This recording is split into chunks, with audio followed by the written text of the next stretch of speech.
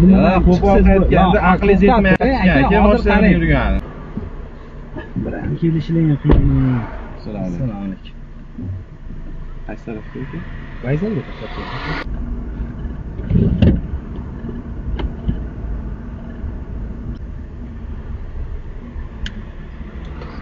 Aka nima qilyapsiz? Nima qilyapsan aka? Surat cheksizman aka.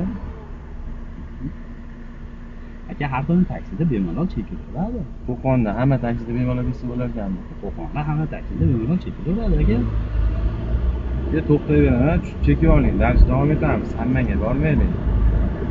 Aka, to'xtamay yuring. Tutda bo'ldi, hamma joydan hidi kelib bo'ldi. Bunaqasi aka, xotinlar chiqib injiqlik qiladi.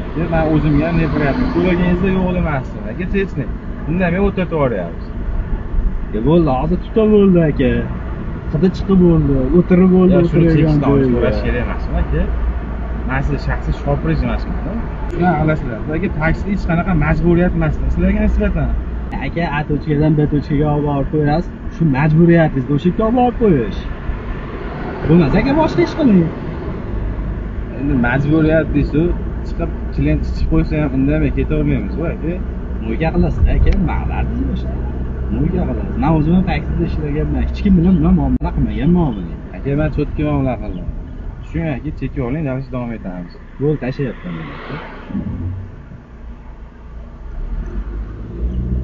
Aka, qo'qonli balaga ham o'xshamayapsan lekin. Qat'iy balaga o'xshayapman aka. Bilmayman, taqishlardan keyin balaga o'xshaydi. Qo'qonliklar bunaqangi muomala qilmaydi. Chiroyli gapiradi. Shaxsiy o'tmang.